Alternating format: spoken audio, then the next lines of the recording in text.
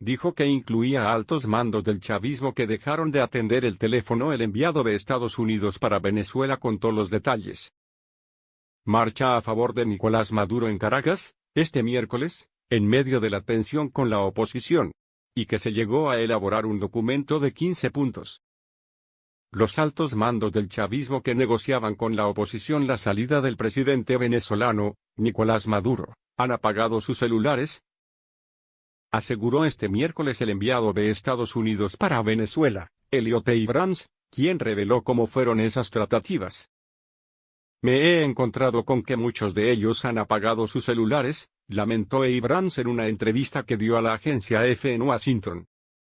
El diplomático expresó su frustración con tres figuras clave del chavismo, entre ellas el ministro de Defensa, Vladimir Padrino, que supuestamente habrían negociado durante varios meses con la oposición para darle la espalda a Maduro y apoyar al líder opositor Juan Guaidó.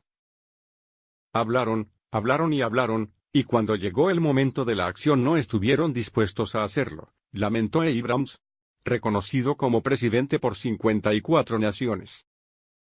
Según Estados Unidos, también formaron parte de esas conversaciones el presidente del Tribunal Supremo de Justicia, TSJ, Michael Moreno, y el comandante de la Guardia de Honor Presidencial, y de la Dirección General de Contrainteligencia Militar, GSIM.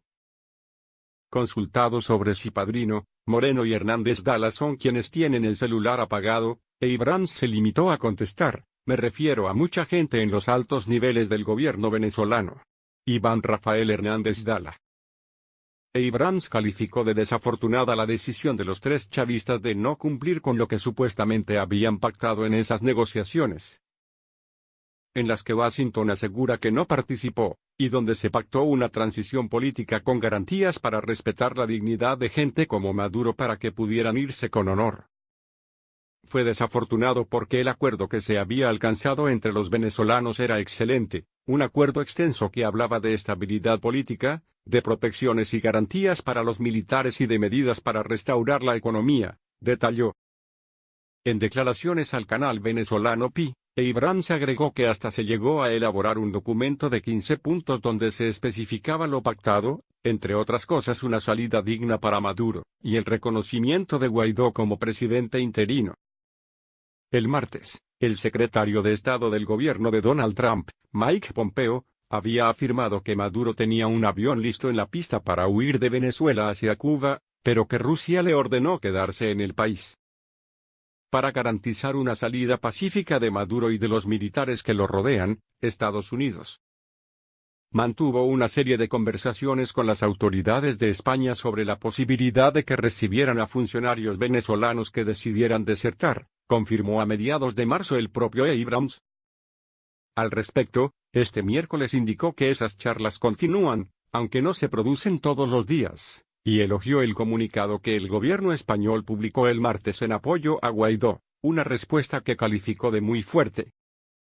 Presiona a los militares venezolanos y a figuras clave del chavismo para que apoye el levantamiento de Guaidó, y ha responsabilizado a Rusia y Cuba de que, horas después del alzamiento, Maduro siguiera en el poder. Desde el martes, Estados Unidos, Maduro y Guaidó instaron este miércoles a salir a las calles a sus seguidores coincidiendo con el 1 grado de mayo, Día de los Trabajadores. En ese sentido, Abrams aseguró que Estados Unidos, al igual que el día anterior, se produjeron violentos enfrentamientos. Teme que Maduro envíe a los colectivos, grupos armados de civiles, a reprimir las manifestaciones y eso genere más violencia.